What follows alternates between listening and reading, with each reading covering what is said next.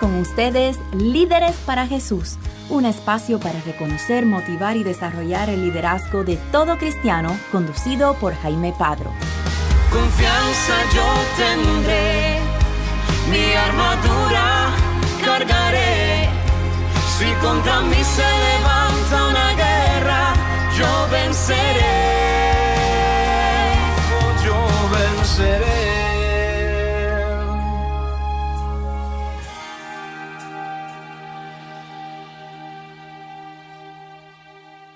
Saludos, estimados radio escuchas.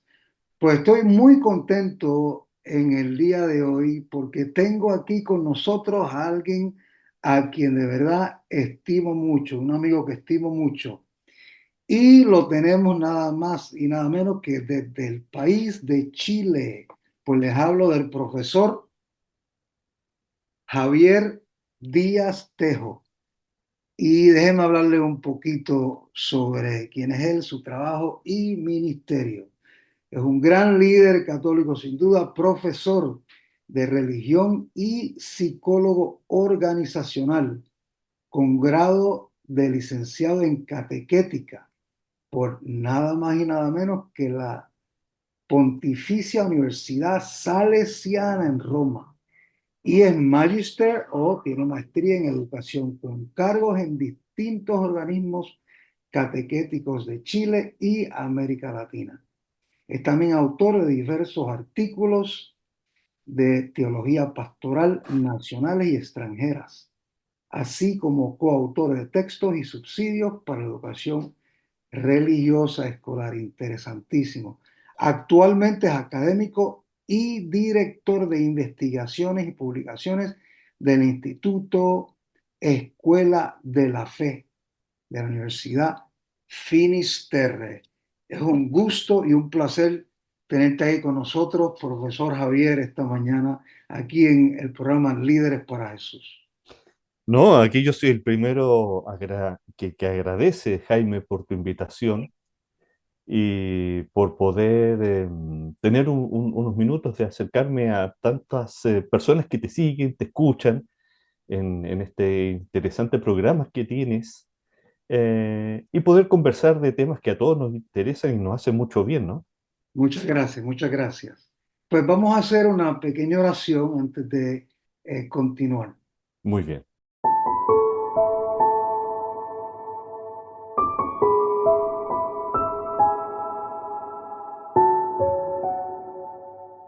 Dios amado y Señor nuestro, te agradecemos por todas tus bendiciones y cuidados con nosotros. Danos la gracia para profundizar aún más en la importancia de llevar tu mensaje poderoso y milagroso a aquellos a quienes nos pones en nuestro camino cada día. Amén. Amén. Pues te quiero hacer una pregunta, Radio Escucha. ¿Tiene sentido pensar que evangelizar pueda tener un proceso a seguir? Unos pasos, por ejemplo, o pensamos que como es obra del Espíritu Santo, no tiene mucho que ver con etapas para seguir, para hacerlo efectivamente, aunque sabemos que el Espíritu sopla donde quiere y cuando quiere y de la manera en que mejor le parece. Hoy vamos a enfocarnos en un artículo que yo creo que me fascinó, sería decir poco, de Javier, eh, titulado, y aquí tengo el título, una relectura del proceso de evangelización a la luz de la encíclica del Papa Francisco, Evangelium Gaudium. Pero como vamos a enfocarnos en este artículo, que como digo me gustó muchísimo, y tiene que ver algo con liderazgo, y este programa es de liderazgo, vamos a comenzar a preguntarle a Javier unas preguntas, antes que preguntas sobre el artículo, vamos a preguntarle sobre liderazgo católico efectivo en general. ¿Cómo ves tú, Javier, la relación entre el liderazgo católico efectivo y la evangelización? Yo voy a entender, a ver si tus radioescuchas están de acuerdo conmigo, que un líder católico, cristiano en general y católico en particular, lo vamos a entender quizás como una persona que ha ido asumiendo un perfil semejante al Señor Jesús. Alguien que con su estilo de vida influye positivamente con toda aquella persona y en todos aquellos ambientes donde se mueve, en clave cristiana. Esta no es una definición sacada de diccionario, pero me parece que podríamos estar de acuerdo con que ese es el sentido profundo cuando uno habla de un líder católico, alguien que emula, alguien que se parece en su estilo de vida a Jesús de Nazaret. Entonces, esto tiene mucha vinculación, este concepto del líder cristiano, este líder católico, tiene mucha similitud y mucha relación con el tema de la evangelización, porque la evangelización precisamente es el proceso en el cual la iglesia, de modo progresivo, va presentando la persona y el mensaje del Señor Jesús a una persona o a un grupo de personas para la vida plena de esa persona o grupo de personas y su mayor impacto en el mundo.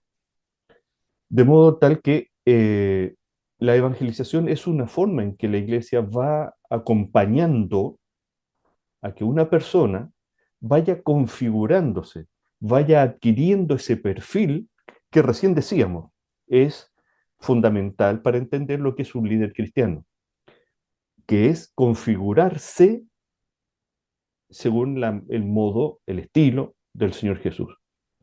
De modo que el liderazgo cristiano es o tendría a su modo, es difícil encontrar otro que no sea un proceso propiamente evangelizador, porque aquí supongo nadie de lo que aquí estamos conversando y los que nos están escuchando entenderá que un líder cristiano se va a hacer simplemente leyendo un libro sobre liderazgo cristiano.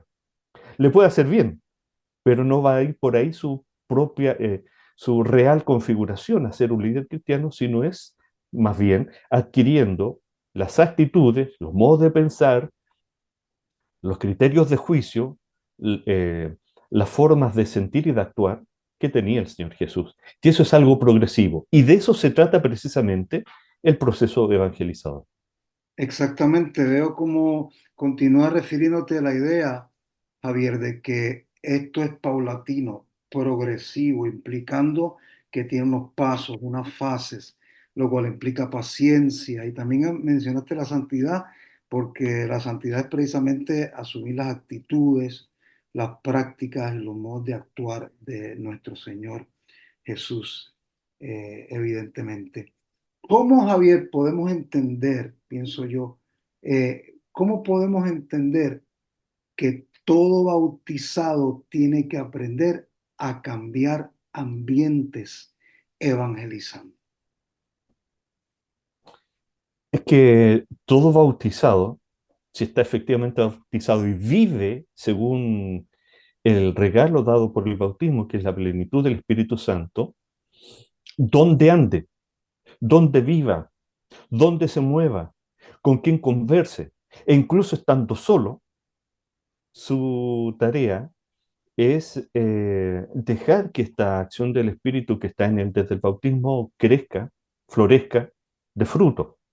Y esos frutos pueden ser para la persona sola, individualmente considerada, no teniendo a nadie al lado, que le genera, por ejemplo, paz, eh, una mirada amplia, capacidad de oración, capacidad de vínculo con el Señor, poder rezar y pedir por otros, proponerse buenos objetivos en la vida, y cuando está junto a otros, Es alguien que genera paz, genera buenas relaciones con los demás, abre perspectivas de distintos temas, eh, mm, logra ver la hondura de asuntos donde otros ven solamente el aspecto más superficial, eh, tiene una mirada más integral, una visión de ser humano completa y trascendente, no solamente en tal o cual aspecto y solamente a nivel superficial.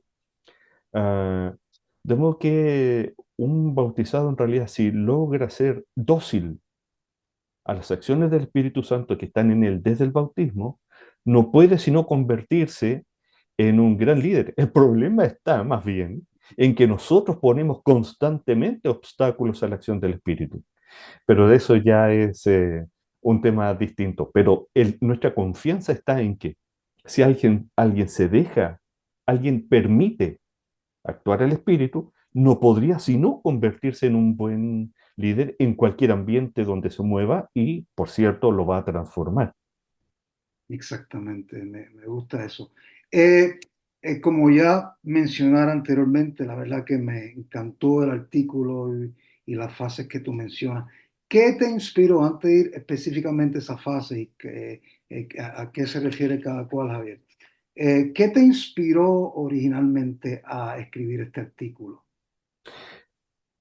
Hace mucho tiempo, yo cuando leí la Evangelii Nunciandi, esta exhortación apostólica del Papa Pablo VI, me llamó mucho la atención el orden, la forma clara en que él presentó este tema de la evangelización, eh, que para muchos es un tema más, incluso como es un tema más, es algo desconocido. Pero la evangelización es un tema central dentro de la iglesia. Ahí mismo el Papa Pablo VI nos enseñó a todo el pueblo de Dios que la evangelización es la tarea más importante que tiene la iglesia. Porque cuando se le consulta, si uno hiciera, por ejemplo, aquí, Jaime, una rápida encuesta a tus auditores, ¿qué es lo más importante que realiza la iglesia? Algunos te van a decir, lo más importante son las Eucaristías. Otros dirán, sí, siendo importante la Eucaristía, pero lo más importante es leer la palabra de Dios. Otros dirán, no, no, mire, sí, son importantes esas cosas, pero lo más importante es ser solidario con los que más sufren. Otros dirán, pero cuidado, que una cosa central dentro de nuestra fe es ayudar a las personas que nos saben y por lo tanto tanta creación de colegios y universidades católicas es cumplir precisamente los fines que tiene la iglesia. En fin, y así saldría una cantidad tremendamente larga de cosas buenas, todas Exactamente. buenas y santas. Pero, pero lo que Pablo VI dejó muy claro junto a los obispos que estuvieron con él reunidos en el año 74 y él publicó el año 75 esta exhortación apostólica, es que todo eso es cierto, pero parcial. Si hubiese que decirlo en una única expresión, en una única palabra, él dice ahí, la tarea más importante de la iglesia tiene este nombre, evangelizar. Entonces, en ese sentido, siguiendo lo que nos decía el Papa Pablo VI, como estamos señalando, eh, aquí decimos que, para entenderlo, yo digo que en este proceso evangelizador hay dos grandes personajes, por así decir. Uno es el lado eclesial, en la parte de la iglesia, representada por el evangelizador, el agente pastoral, el catequista, en fin, la iglesia, por así decirlo, y por otro lado están los interlocutores, que son las personas que van a recibir y van a avanzar y van a ir madurando. Entre estos dos polos se juega una interrelación que podríamos asemejar con una trenza, ¿sí? Que se va tejiendo, o como un baile también, si usted quiere, de estos bailes, no los modernos que de repente cada uno baila solo, sino que estos bailes bonitos, que cualquiera sea, un tango, un rock and roll, si usted quiere, un twist, se baila en pareja, un vals, sobre todo casi con esa belleza, donde hay dos, que uno hace un paso y el otro se complementa y hace otro. y ese, por haber hecho ese, el primero hace otro, en fin, y hay todo un encadenamiento muy estético y hermoso. Bueno, algo parecido, esto es una comparación, algo parecido pasa con la evangelización. Entonces, hay una primera etapa, decía el Papa Pablo VI, que se puede llamar o sensibilización trascendente o testimonio, en el que primero que todo, el primer paso, digo yo, es entender que existen personas ya, cuando alguien dice, voy a evangelizar y hago una tarea evangelizadora, hay que decirle, a ver, cuidado, usted antes de evangelizar tiene que saber que antes que a usted se le ocurra incluso, voy a hacer algo en bien de, de mis interlocutores, sea un grupo de niños, un grupo de adultos, un grupo de jóvenes, en contexto escolar, en parroquial, en fin, un movimiento eclesial, un movimiento apostólico, en fin, lo que sea, antes que a usted se le ocurra, a ver si voy a evangelizar, sepa usted que el Espíritu Santo llegó antes que usted a esos interlocutores. El Espíritu Santo ya está con ellos. Entonces el primer paso es reconocer que existen personas que viven a su modo, tratando de ser coherentes con sus cosmovisiones, las cuales muchas veces, aunque son limitadas, poseen muchos valores del reino. En esta etapa de sensibilización trascendente o testimonio, ese es el punto de partida. Saber que las personas ya tienen a Dios en su corazón y lo pueden tener más o menos desarrollado, más o menos escuchado, pero está eso. El segundo paso es que un cristiano, sea uno o un grupo de ellos, llega a vivir en medio de estas personas que estamos diciendo, testimoniando, y esta es una condición, testimoniando un estilo de vida que es atractivo y distinto. ¿Por qué? Porque aquí se supone que estas personas son cristianas de verdad. Cuando, este es el segundo paso, aparece este personaje eclesial que vive o debería vivir al estilo de Jesús. ¿Qué sucede en el otro, que es el paso tercero? En Antes que grado nada, Javier, me encantó lo que dijiste sobre ese primer paso y lo llamaste sensibilización ascendente porque trascendente. considera, toma en cuenta con sensibilidad la otra persona, los sentimientos, dónde está en su vida cristiana en ese momento, en ese específico nivel. Me parece que es muy importante ese punto. Continúa, gracias. De hecho, perdón, y claro, es importante eso, hay que decir, de hecho, aunque la persona no sea cristiana, la persona, aunque no sea creyente, uno debe partir de una afirmación. Dios ya vive en él, lo sepa esa persona o no. Exactamente, El caminar que vamos a hacer en la libertad de la otra persona, el caminar que vamos a hacer es ver si esta persona va a lograr reconocer eso, esa gran noticia de que Dios está con él hace mucho tiempo y que por él vive.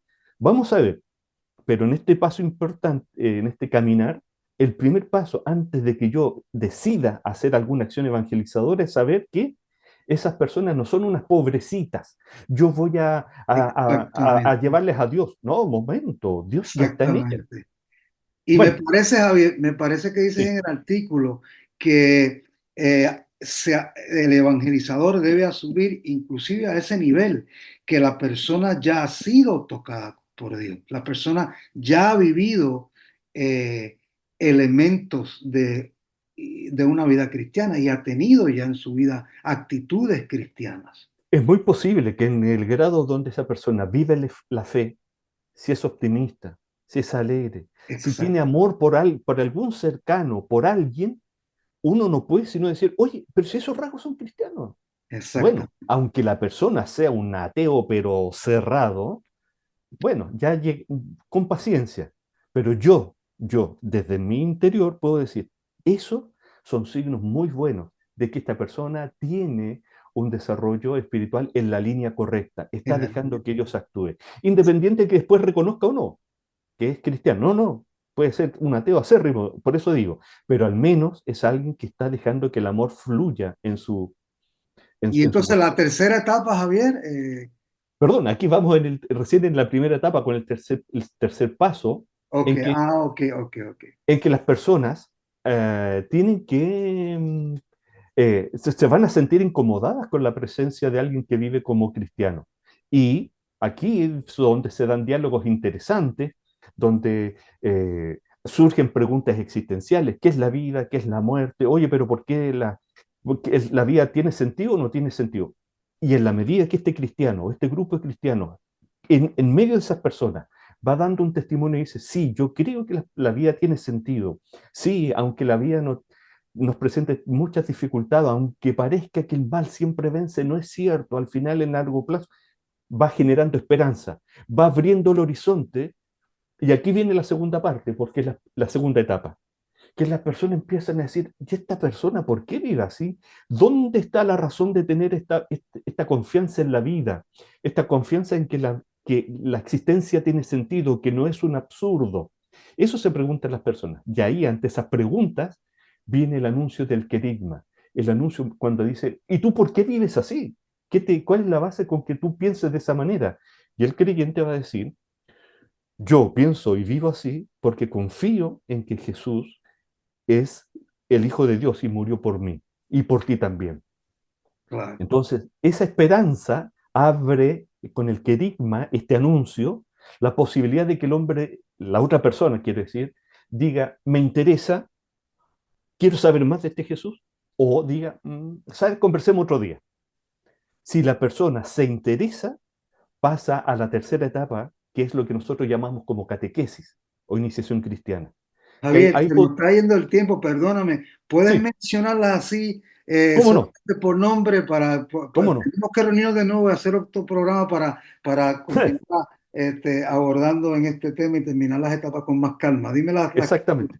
Sí. La tercera etapa que estamos hablando es propiamente la iniciación cristiana más conocida como catequesis, que va a dar paso, cuando alguien termina la catequesis, a una cuarta etapa que es, por haber celebrado los sacramentos de iniciación cristiana, que es el bautismo, la confirmación y la Eucaristía, le permiten pasar a vivir o a retomar, si se bautizó cuando niño, a la cuarta etapa, le permite pasar la cuarta etapa, que es la vía comunitaria, a vivir plenamente todo lo que pasa en la vía comunitaria, a tener formación, etc. Y eso le da posibilidad a algunos a pasar a la quinta etapa, que es el apostolado. Cuando yo muestro que he madurado como cristiano y yo, que fui evangelizado alguna vez, yo evangelizo a mi vez. Eso es gruesamente dicho este proceso evangelizador. Me Jaime. encanta, me encanta. Javier, la verdad que ha sido un placer inmenso haberte tenido aquí en Líderes para Jesús. Ha sido bien iluminador tu corta ponencia. Mi querido Radio Escucha, que Dios los bendiga. A ti también, Javier, abundantemente, y que la Virgen poderosa los cubra con su manto santo. Amén. Amén. Bye. Amén.